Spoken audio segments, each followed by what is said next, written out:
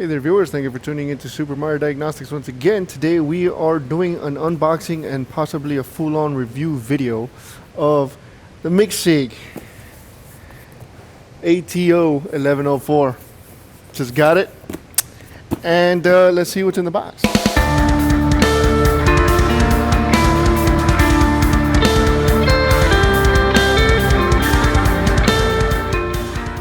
So a little backstory, you guys who are early subscribers, you guys know that Micsig is what started it all for me. This was my very first scope that I ever bought, except this one is the automotive version. A little more into that backstory is that the first one that I got, I'm in Florida. It's friggin' hot out here, and now I'm in an AC cooled shop, but I wasn't before, and I was working outside one day, and the Micsig decided to crap out on me. The digitizer, I don't know, the screen started acting up, it started acting all funky. And since then, my brother moved to Colorado, and I told him, hey, go get it fixed. If you want it, get it fixed, and you can have it. I mean, it's yours. I since upgraded to the Picoscope, as most of you know, and the rest is history. But aside from that, I had pretty good experience with it. It taught me the hard way of doing things, in the sense that you have to do all the setup. It's not like the Pico, and this is not by any means a comparison to the Pico video, but I probably will be a little biased in my opinions whenever I'm saying something in comparison to the Pico. But like I said, this was my very first scope. That's a big deal to me. You guys know how much I love scopes. That's a pretty big deal for me. This was the one, after like a lot of research, I decided that's the one I want to get. Don't know what it retails for now, but the company that sent it to me, Micsig, decided, hey, we'll send you this, put out a video, be honest, and share the link on where to grab one. It's probably going to be the same place I bought it from. The link that I used a very long time ago, I think, expired, and they just start renewing them, and so I'm pretty sure it's the same vendor. But anywho, it'll be up to you if you want to go that route for your first scope. It is not a Picoscope, it is not a snap-out scope, it's a Micsig. It's obviously Chinese made, you see that in the box, and it did me well. It did me well. I did have to be careful. I did put a screen protector, but anywho, let's get on with the unboxing itself. All right, so here we have it. That is the Micsig box. Pretty clean, pretty straightforward, nothing crazy. Let's go ahead and open this sucker up. It feels like if I was opening my first scope the very first time, I can't imagine how excited I was, but we'll try to relive that now. We've got our accessories in here, and we got the scope itself right here. And at the time, I was working at a very, very small shop, and I whipped this thing out. Shop owner tells me, what do you need that for? That's what they told me. What do you need that for? Yep. But who's laughing now? Look at this thing. Wow. It's been so long. It hasn't been that long. It's been at least 2 years, maybe a year. Maybe 2 years. Yep. It is the ATO. That wasn't there before on the first one, but yeah, it is an ATO. One thing to note on these that I've already experienced in the past is that these share a ground between all 4 channels. So you got to remember that. It's not like the Pico that you can have independent ground. So you can have battery voltage here, ground voltage drop here, positive voltage drop here. You will have problems. You could probably do some damage if you end up doing that. But yeah, we're gonna boot it. Oh, it's a little different design here. We've got ourselves a power button on the right side, nothing on the left side. There are very, very tiny differences from that first one that I got, and hopefully it's more differences than that, but it's not like we're gonna open this sucker up and find out if there's any hardware differences, which I would doubt.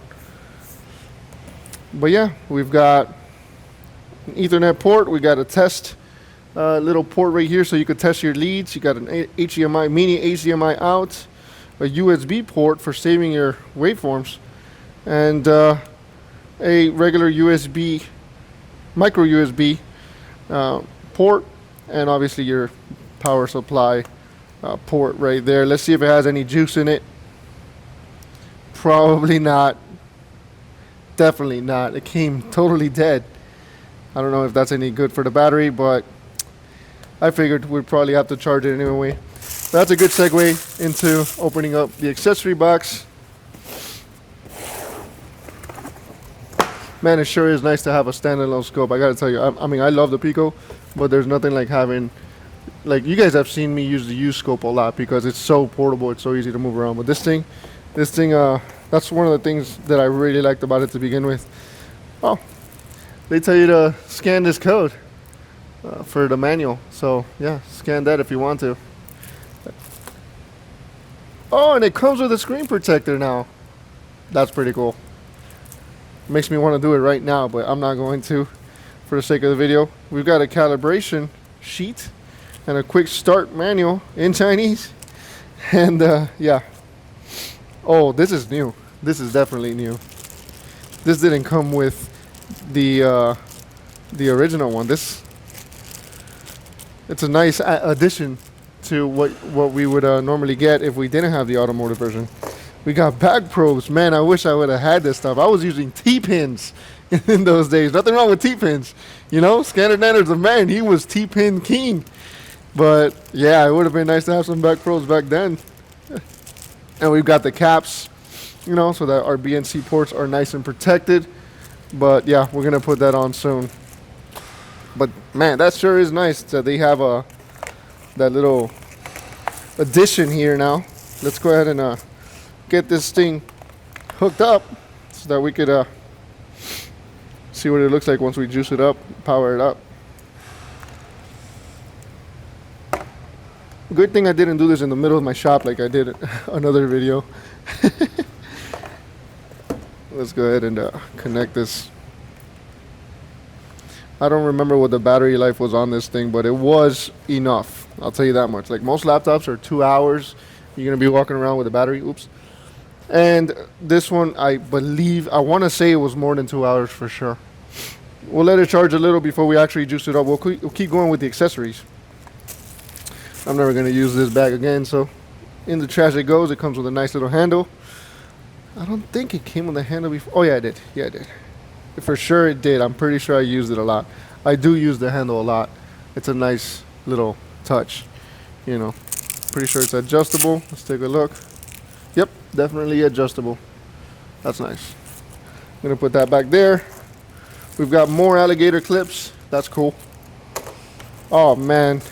You know, I was thinking about opening this box, and I had a feeling that I was going to get those leads that it came with before. It's like those little hooks that you would like squeeze like a syringe in order to probe. I'm like, oh man, I had to go to AES Wave immediately and start buying those things. But yeah, we've got actual banana plugs. Are they high quality? I don't know. These are the first times that I see them. I personally had to upgrade my leads as soon as I got them because they started having contact issues inside. But we'll see if this thing stands up to the test of time. They look decent. They're very flexible. They're not ridiculously rigid, and it's a decent length. I would say that's about 4 feet long, so not a bad length. And of course, it comes with 4 of them. Thank goodness. I'll probably be using my Pico leads anyway. This is what I first saw. This is what came with the first one. I chucked these as soon as I got them. Actually, I did some testing first and then I didn't like them. So I ended up chucking them. Let's go ahead and get this thing rolling. It comes with 2 of these. I don't know if these are high impedance probes or just regular probes. I forgot, but yeah, I'm probably never gonna use them. I'll be honest, probably never gonna use them.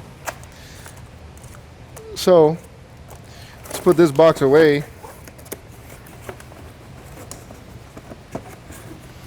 Let's see what we have here. Did it boot up yet? Got a blue light charging, blue light blinking. Come on now. Hey, if I have to stop this video and continue on with a fully charged battery, that's fine with me. Alright fellas, we are into the next day actually, and I decided to let this thing fully charge, and I still have it charging. That's fine. We're gonna go into some settings here. Figure we might as well start there. I like to put my brightness all the way up, my sound all the way down. I'm just gonna go through my preferences as I like them. May work out for you, may not. Shutdown time, this will actually turn off your entire system after a predetermined set of time. And we have USB settings. We could use it as test and measurement or a storage device. In other words, USB to output a signal to, say, a laptop or what have you, or use it as a storage device, putting a flash media in there. We could use LAN for Ethernet port. If you turn that on, you can connect wired, remotely but wired, and use the scope that way. I don't know that I would. You could do the same thing with the WLAN on this. This will hook up to the internet. The only problem is that the space button doesn't work, and the shop here has a space in the password, so putting in my password won't really work. So I instead use my hotspot, but nonetheless, I've got no problems with that. We could also use WLAN AP, which is the hotspot of this unit, in order to remote control this as well. For me, that's pretty useful because I could do some screen recording with it, and it'll look good on for you guys, for the audience. We also have an upgrade option. We have local upgrade, a UDisc upgrade, and network upgrade. I already checked. This is fully updated, and we have, you know, what the stuff that is installed and whatnot. So, yeah, it's a 100 megahertz bandwidth, and we're gonna go to the scope, which is really what you guys wanted to see, huh? So for starters, so those of you who don't know, you could, we're gonna just start from the beginning, I guess, you know. You may have some channels already open. It usually leaves you wherever you were before. But to turn on a channel, you have to click channel 1. I know it seems obvious, but to turn it off, you have to click it twice, right? So obviously, to change our voltage scale here is these, and this comes out to let you know where you are. We have the ability to invert. Now, the thing about the scope is that you have to learn how to set up your scope prior to capture. Or if you're using, like, let's say an ignition capture, you want to hone in on the perfect capture setup, you have to run the car, hone it in, you know, put your filtering, put invert if you want to, all that good stuff before. And like I have always mentioned to others, save your presets. I'll show you how to do that as well. So yeah, you have to put in your filtering. You won't know what kind of filtering you need until you see the signal and you start applying filter. You can't apply filter after the capture is done.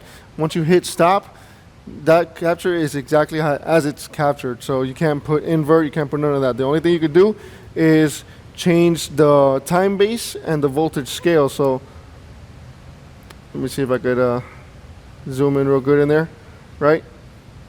We're gonna hit stop. The only thing you could do after the capture is you could double tap and zoom in, right? So you decrease your time base. In other words, zooming in, but you're really changing the time base, unlike Pico, where you could zoom in without changing the time base, not a big deal. And then you could change your voltage scale as well after the capture. But I don't know that there will be anything else. We could try some other stuff real quick. I totally forgot, like, I might be going everywhere with this because, once again, I'm relearning this while doing a review video, but I've used this for over a year or two I would say maybe 3 to 4 years ago, if I truly remember correctly, maybe even 4 years ago. Um, After the fact, that's going to happen every now and then. What I just did, I tried to swipe down to get the menu, but instead it grabbed the capture and it put it down. The easy way to put that back to middle would be to hit this 50% button and hit channel 1, and it'll put it right there for you. Or you could drag it, with the cursor. Up to you, but that's a nice little thing going on there. I haven't used these much yet, so I won't get into that. But what I was getting at was I want to swipe down from the top and see if we could add measuring. Let's see, low, max. So yeah, you can add measurements after your capture is done. So let me zoom you guys a little more in there. That way you can really appreciate the video. You can measure after the fact. I think you could put up to 10 parameters. We're just gonna put a bunch in there. Yeah, 10 parameters max. And you could clear that easily with a clear button. And I do believe though that if you swipe up from the bottom, you could put measure all right there. So measure all, and it'll put everything it's got. Weird that it lets you only pick 10 parameters manually, but it lets you measure all. But it's nice. I guess once you memorize where they tend to be, you'll more easily find these measurements if you decide to use the measure all.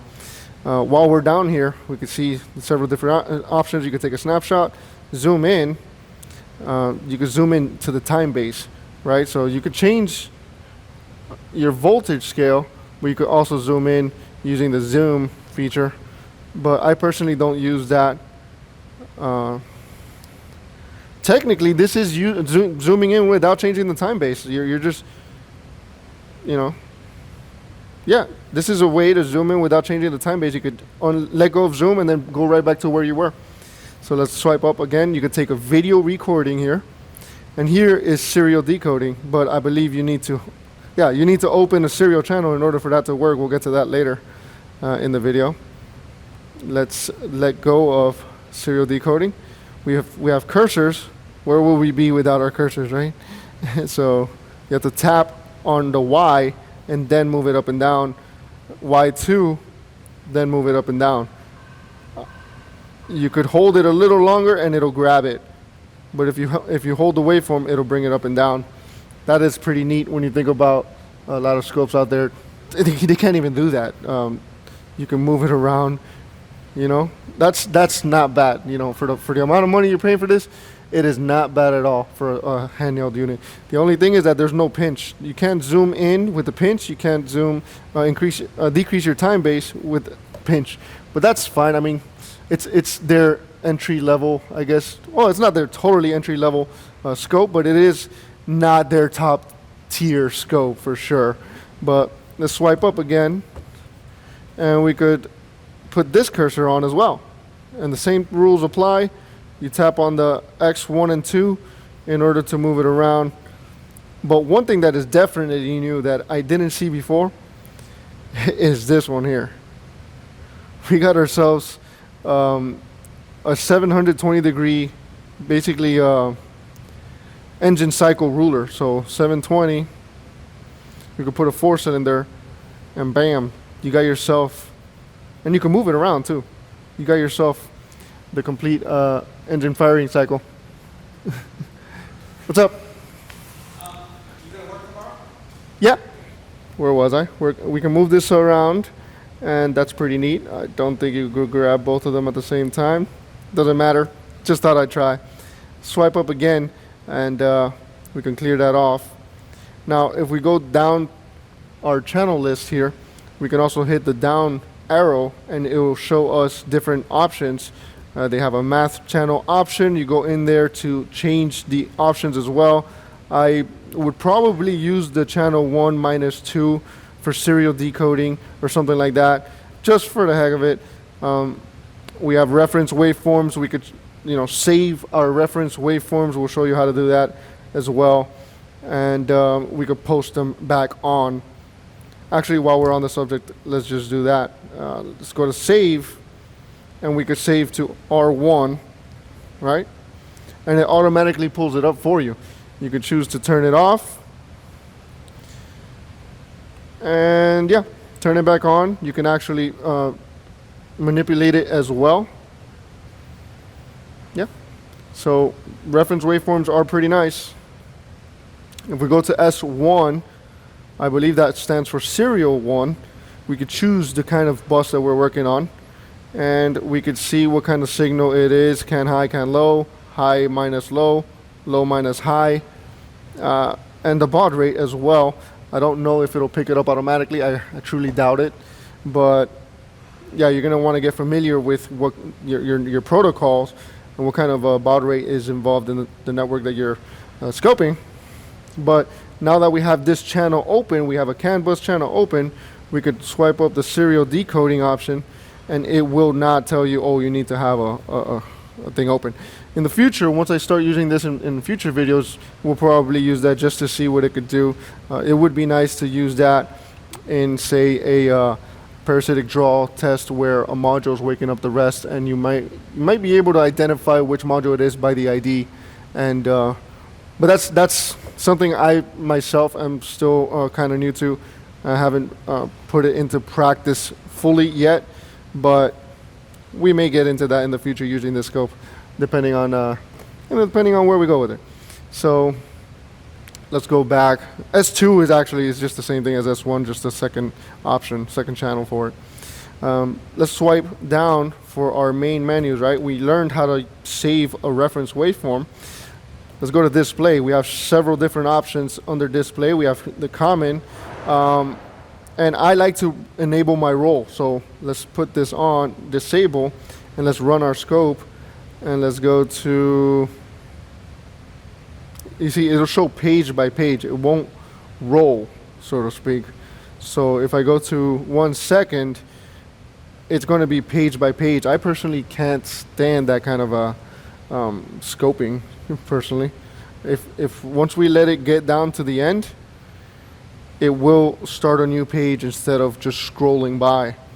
I don't care for that personally. That's something that Pico does because they have the ability to store pages, right? You can store the pages and that's it. But once you stop this scope, that's it. That's all you have. That's all that's stored. It's not like you could go to the next page. So once it's out of that page, you're done. It's out of the scope. It's out of the memory. You're not going to get it. So what I like about the roll feature is that once you enable it, it rolls.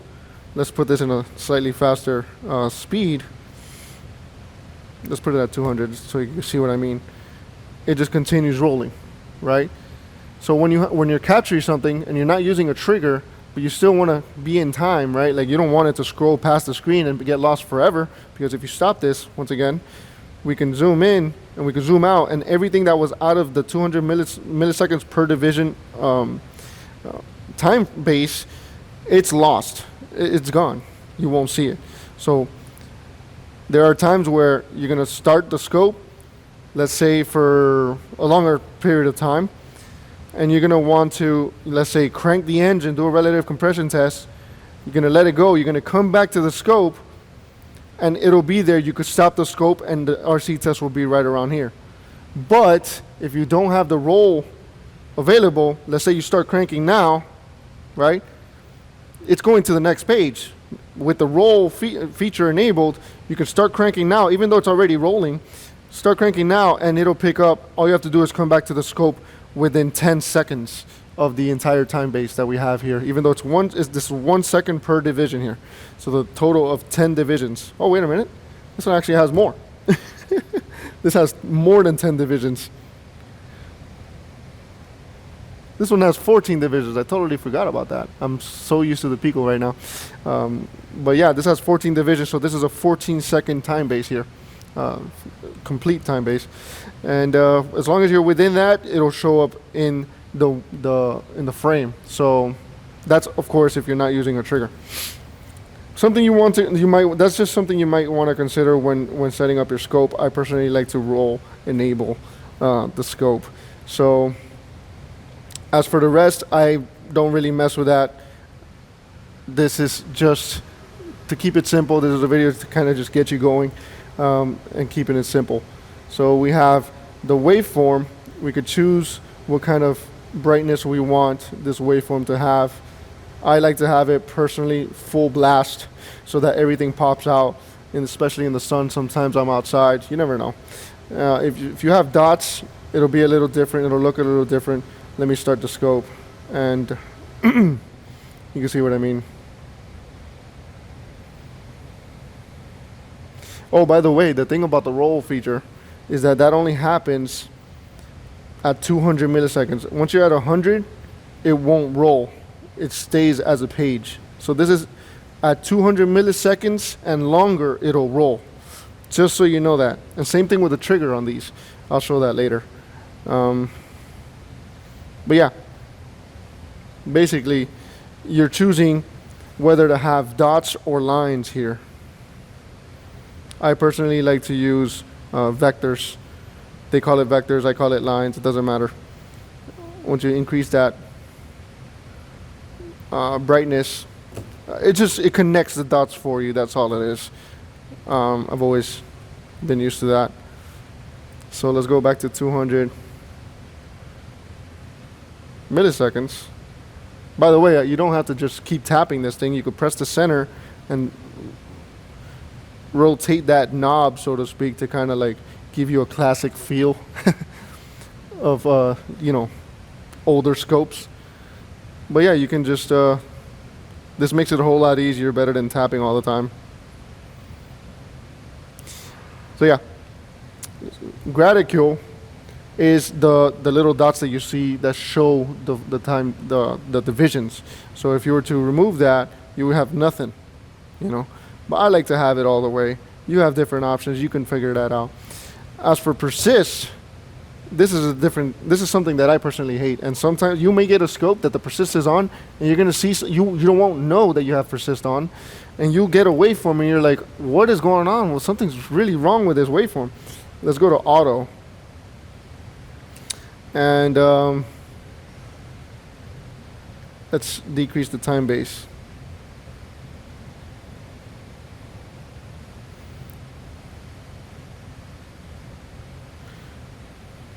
Then this thing can go down to 2 nanoseconds. Let's see if it'll show the persist. See, this is persist. It's basically like an echo. It's drawing the waveform and it's keeping it there. This can be useful for other situations, and if you tune it right, you could have a triggered coil waveform, and you could show the actual waveform and the one behind it. So if you do it right, if you don't put infinite persist on here, if you put, say, let me see what would be a good, see right there, on the 1 second for this particular setup, we're seeing 1 and the one behind it. So you always have 2 waveforms on the screen. So that may be useful to compare the very last one. So it may work out for you, it may not. I personally like it. Persist, none. Just give me what I got and that's it. If you want to use that echo effect, so to speak, go ahead and do it. But for the most part, I leave it on off. Going to the trigger. I mean, it's a trigger. If you don't know what a trigger is, this is probably the wrong video for it, because this is a review video and not necessarily on a video on how to use triggers, what triggers are and this and that. But yeah, there's common triggers for this scope. Let me see if we could put one on. You can see the level for the trigger right here, right? You'll always see that if you have a trigger. Let me see something here.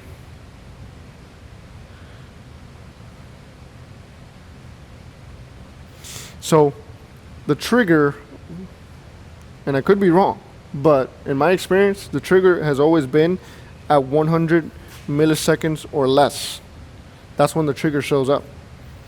There may be another setting that I don't know about that you can set up the trigger to come up past 200 milliseconds, but I haven't seen it. It only happens during very fast captures, 100 milliseconds and lower per division. So yeah, just thought you should know that. Let's scroll down again. We have auto. Guys, I'll tell you right now, I hate the auto feature, and I'll show you why. I don't care for it at all. I try my best never ever to use the auto feature. When you hit that auto button, which is very, very tempting, there are a couple of things that happen. The thing about the auto feature is that it does some things that I don't like, but before I could get to that part, I need to show you something else. That is the user set. So before I get to the auto, let's jump through frequency meter. That's super simple. You could put a frequency meter, no big deal. But on the user set, we could go to depth. This is showing the memory of the scope. This is how much you are going to be using, the resolution and all that, and the depth. When you hit auto, right now have it on the maximum setting. I learned this the hard way. When you put it on the smallest setting, you're decreasing your resolution. This is the maximum setting, and it may require you to add some filtering to your captures, but I like to have maximum resolution regardless whether I have to filter or not. But once you hit auto, there are a couple of things that happen. That depth goes to auto, which usually is not the highest resolution. This is not the highest available resolution. When you hit auto, it's going to go to something else, and your waveforms are going to look funky. There's something else that happens that I don't like. On some of them, I've seen that the persist goes to auto, but this time it stayed on none. And some of them, your roll will disable as well. So I personally don't like the auto button. I would resist hitting that button because it'll just, take you away from what you're doing already, the capture that you're already working on and that you've set up for, and it'll do some things that may not be favorable to you. So in my experience, it's always been, do not hit that auto button. I think, even though you might be a beginner, it is up to you to learn the scope through and through, and not letting the scope do all the work for you. That's why you never see me post Pico scope videos in which I show the presets and this and that. I personally don't care for presets because either way, I like to make my own presets. And yeah, we have a factory reset options. We have a self-adjust in which you put the probe on and it will calibrate itself. You put the probe onto the side here. I'm not going to show that now. I think I mentioned it earlier though. We go to save and recovery. Oops. We go to save and recovery, and we can see I already set up a home setup that I like to use. It's just a simple setup for say battery voltage or something like that. It's predictable. I like to make my own presets. I don't like to do the scope usually doing the work for me. Even though that's one of the selling points of this particular unit. This is the automotive version, and yeah, I'm not gonna inverse colors or put timestamp on stuff. One of the selling points of this scope is that it has an automotive feature laid into it. So when you hit that car button right there, you have several options depending on the system. So starting and charging will show you all of these options, and it will set you up. It will not only let you know how to set it up, but it'll also set up the time base and the voltage scale for you along with the trigger, which can be nice, I guess, but like I said, it's really up to you to learn how to set it up yourself. Now, I haven't checked, but I wonder if it changed any of my settings yet. Let's go to depth, and look, we're on the lowest resolution. And I get it. They probably do that for the noise, less noise. There's a lot of scopes out there that don't have that much resolution, and it's basically a good way to keep noise out. But me personally, I don't like to miss anything. I'd rather filter it. That's really a matter of preference, but that can be good at times. Let's see if anything else changed. My persist is on none. my roll has been disabled. Let's see if I go back. It doesn't come back to enable or anything like that. So one thing to keep in mind is using these presets, it may be a good idea to, use these presets, but you might want to fine tune it to your liking after you hit that preset. It would be kind of nice if you can, say, oh, I want to check 12 volt charging, right? And then press OK, but once you press OK, it sets you up. Let's say you make some changes and you want to save that under that preset. It would be nice if they gave you 2 more buttons. One, save preset that you just set up, and also restore default. That would be pretty cool. But obviously that's kind of reaching there. But yeah, I think it would be nice if you could, modify these presets that they made for you and have the option to save it or restore it back to default. So yeah, I won't go through each one. Like, you could, pause it, take a screenshot and zoom in. You could see the different things that they let you check, check. I mean, they'll tell you how to, hook it up, set up the time base and voltage scale for you. There's camshaft. Let's see what kind of setup do they have for you. No roll. And I guess all of them, they do it at the smallest amount of resolution. But hey, like I said, that can be good. But yeah, just keep in mind, this is the automotive version. The point is for them to have these presets for you. And I don't think it's a bad thing at all. It actually gives you different, even different manufacturers. That's pretty cool. You got multi-point, single point, injectors. That's interesting. So go to ignition. You got different options there. Networks, kind of high and low. It'll show you how to do it. Yep.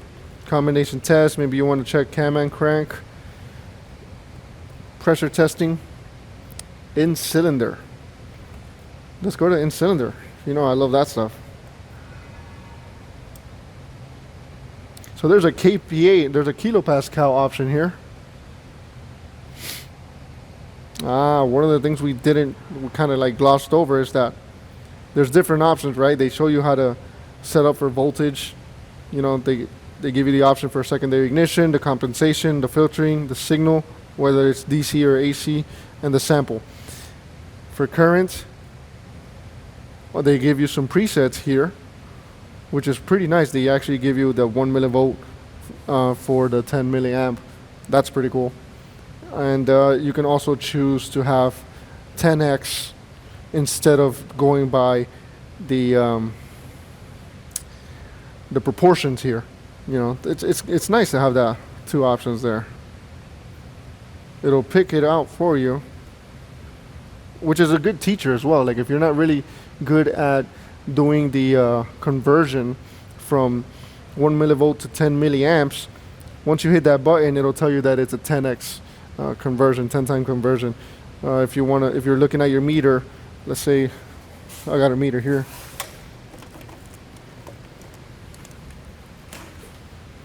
I've got this meter here, and it is a 100 millivolt for 1 amp. We don't have 100 millivolt for 1 amp, but this is a terrible example, but they actually give you the model numbers of the ones that work. They give you some quick model numbers, but basically we are doing 100 to 1. I'm sorry, 0.1 to 1. It's 100 millivolts for 1 amp, so that would come out to a 10x. So that would leave us with 1 volt equaling 10 amps. So that's a 10-time conversion. Anyway, that wasn't the point of this section, but just thought I'd share that anyway. Going to pressure, which was the point, That's pretty cool. They give you a little conversion here. It's not perfect, but I guess it's nice. You could put, you know, say, I've got a transducer here. Say the WPS. Shout out to Diagnostics, by the way, for hooking me up with this nice little cover. It's a rugged cover. I put it on and never looked back. I gotta give it to him. Anywho, there are some conversions here. Say the WPS 500, we have 1 volt for 100 psi. So you could put 0. It'll show you 0 equals negative 15, and 100. I'm sorry. What am I saying? 0 equals 0 volts, and 5 volts would equal 500 psi. So, yeah.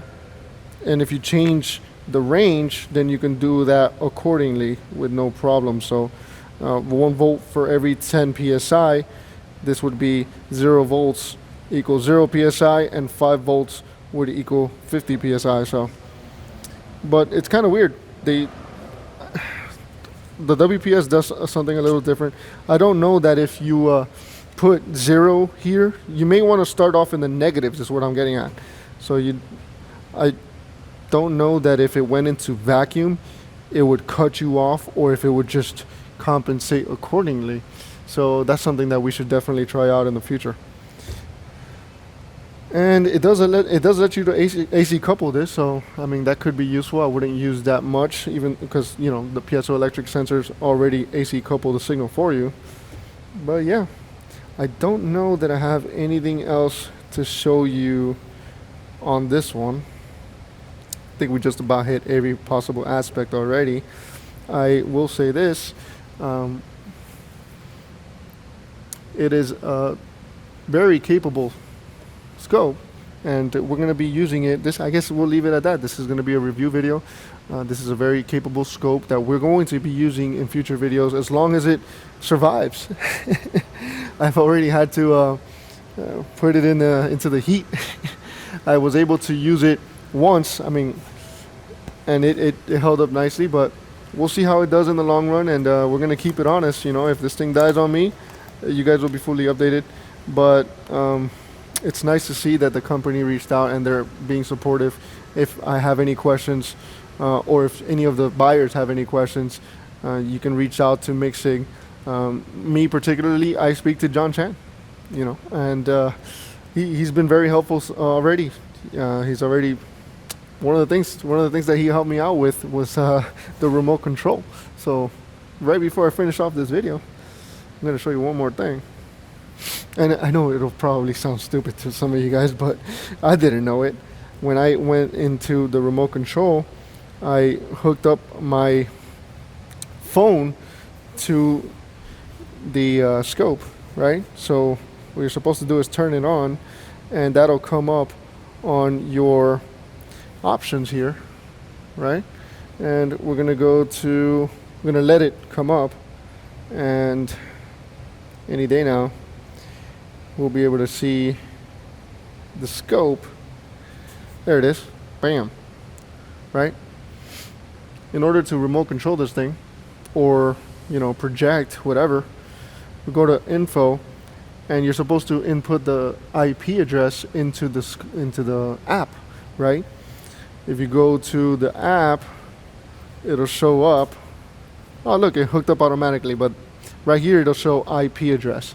What I didn't know was that you're supposed to use not the configuration, the IP address. You're supposed to use the router address. So just keep that in mind. That's something you're not going to want to forget, and something that I learned the hard way. And thanks to supportive companies, hopefully they continue to be supportive, because like I said, we've had our thing in the past where the last one died, and I had to upgrade, but hopefully they change that around and they're supportive. If any of you own one of these, feel free to share your experiences, and feel free to reach out if you ever have any issues. We'll put you in touch with somebody who can actually help you at Micsig. And truth be told, if there is a company that shows to be a company that doesn't back their product, yeah, we're not gonna put up with that. But yeah, we'll see where this goes. So far, so good with these guys. I'm happy they changed their mind, and I hope they continue to be